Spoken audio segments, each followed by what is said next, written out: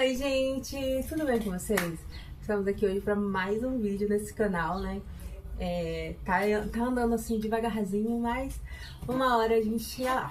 Mas hoje eu quero falar com vocês sobre essa saga que eu concluí a leitura ontem, dia 28 de novembro, e eu estou assim empolgadíssima para o próximo lançamento. Estou falando de a saga do Imperiano, né? Que a gente chama de Quarta Asa, por conta do nome do primeiro livro.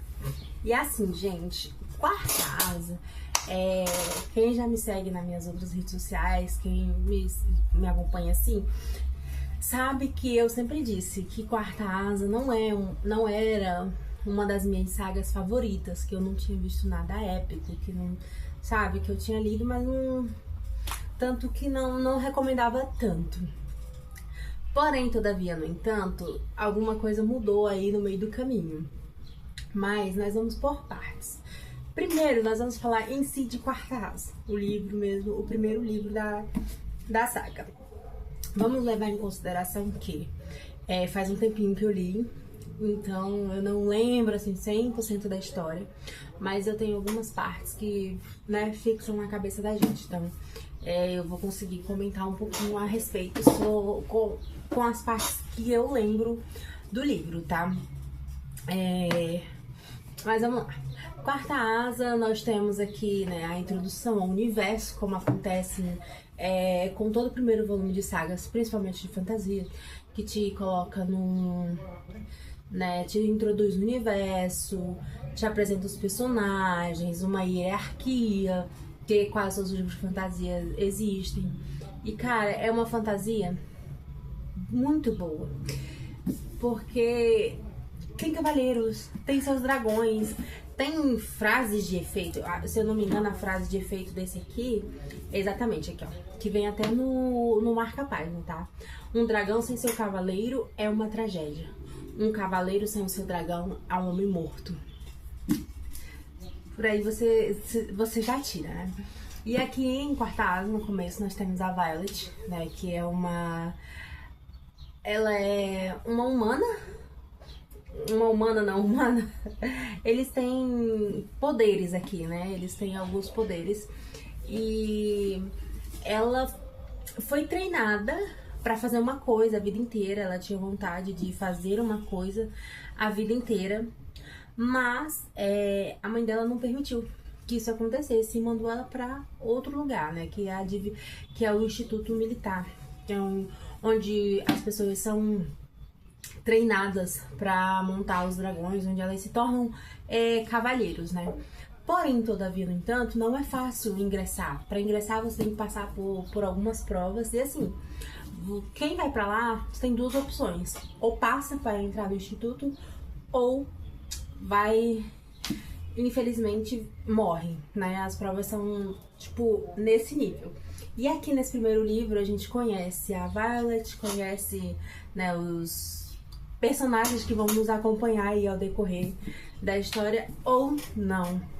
Porque sim, esse livro também traz algumas coisas assim bem tristes.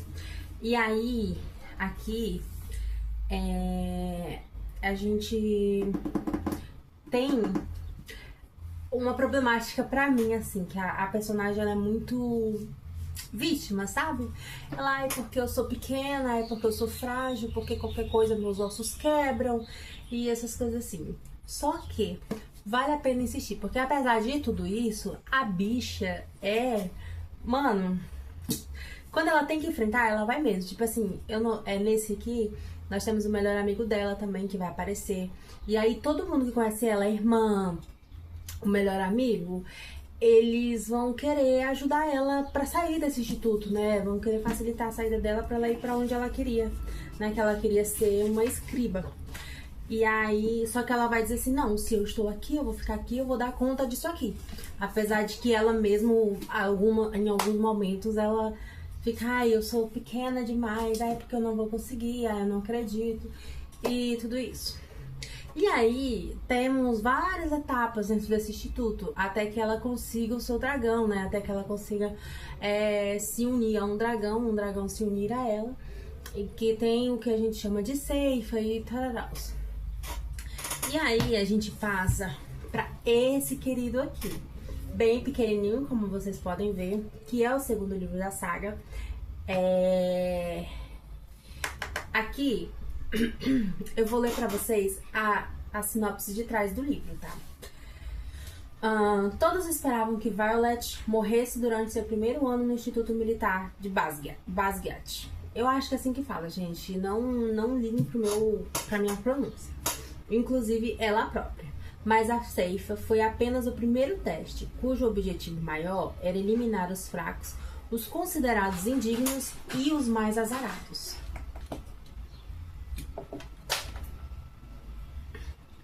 No entanto, agora começa o verdadeiro treinamento e Violet já se pergunta como e se vai conseguir sobreviver.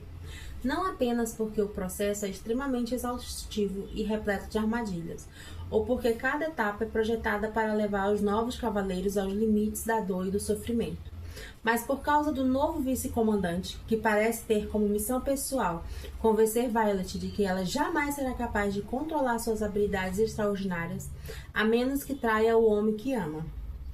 Embora o corpo de Violet seja mais fraco e frágil do que de todos os demais cavaleiros, ela pode contar com sua inteligência, além de sua determinação de ferro, e ainda se lembra da lição mais importante que Basgiat lhe ensinou. Cavaleiros de dragão fazem suas próprias regras. Mas inteligência, determinação e força de vontade não serão suficientes esse ano, já que Violet descobrirá um segredo escondido por séculos e nada, nem mesmo o mais poderoso fogo de dragão poderá ser suficiente para salvá-la no final. Aqui a gente começa a emoção.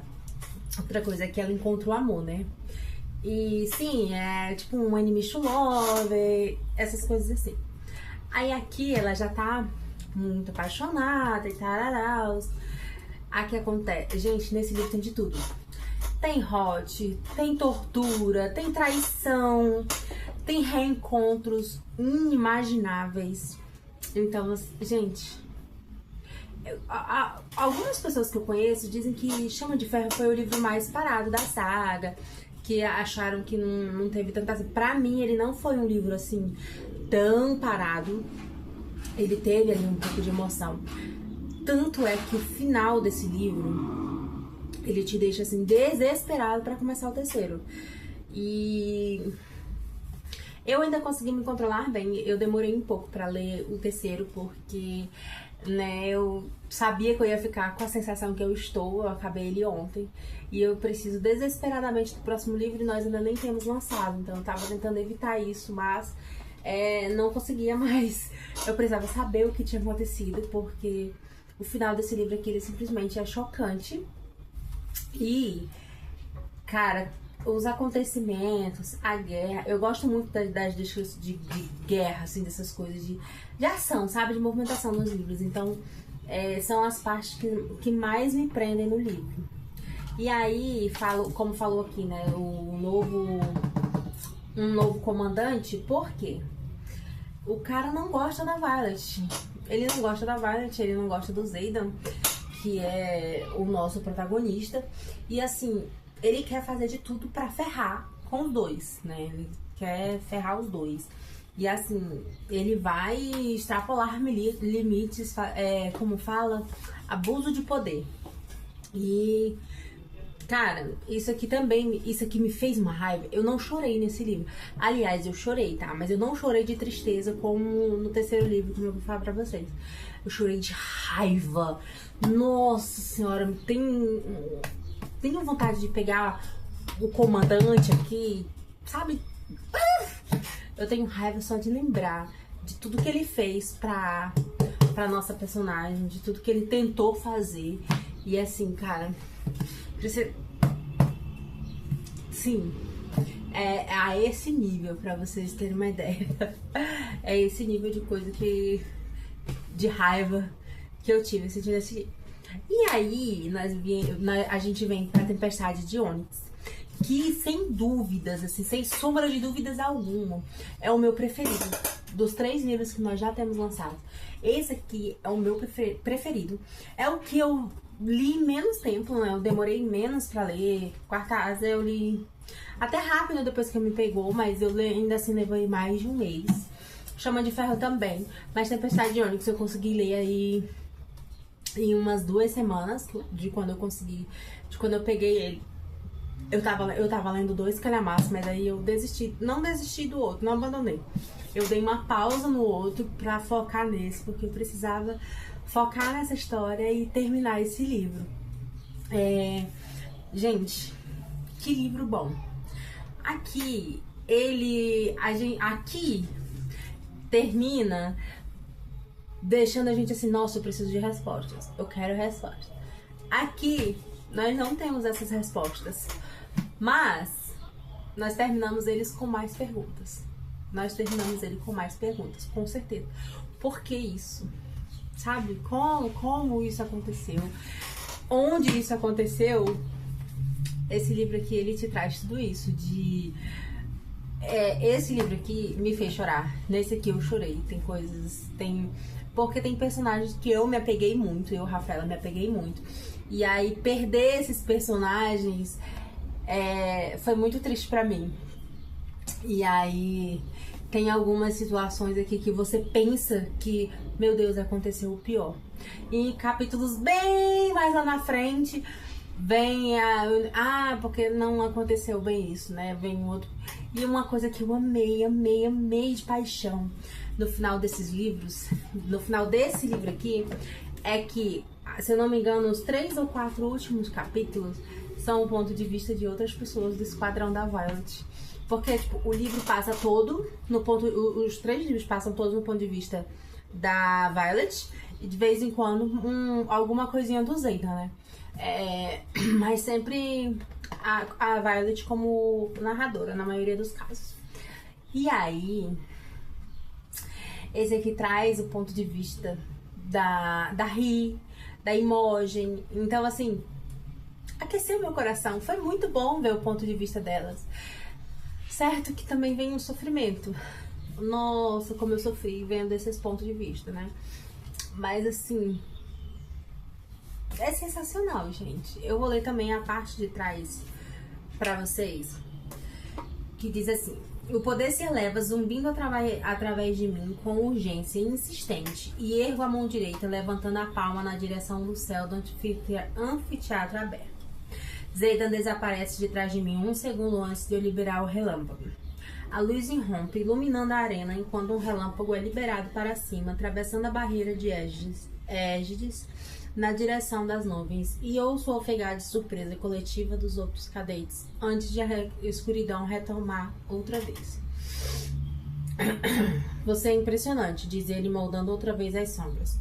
Por que só eu? Pergunto, dando voltas a esmo até encontrá-lo. Você precisa saber me encontrar. As sombras se chocam contra minha pele e menos de meio segundo depois desaparecem, me fazendo cambalear perto do limite do tatame e encarar as costas de Zayden enquanto ele se afasta subindo as escadas. Por que só eu? Repito, sabendo muito bem que outras pessoas me encaram enquanto recupero o equilíbrio, me examinando como se tentassem descobrir alguma marca que Zayden, já que Zayden saiu ileso. Zayden, ele sequer para de subir as escadas. Porque só você é capaz de me matar.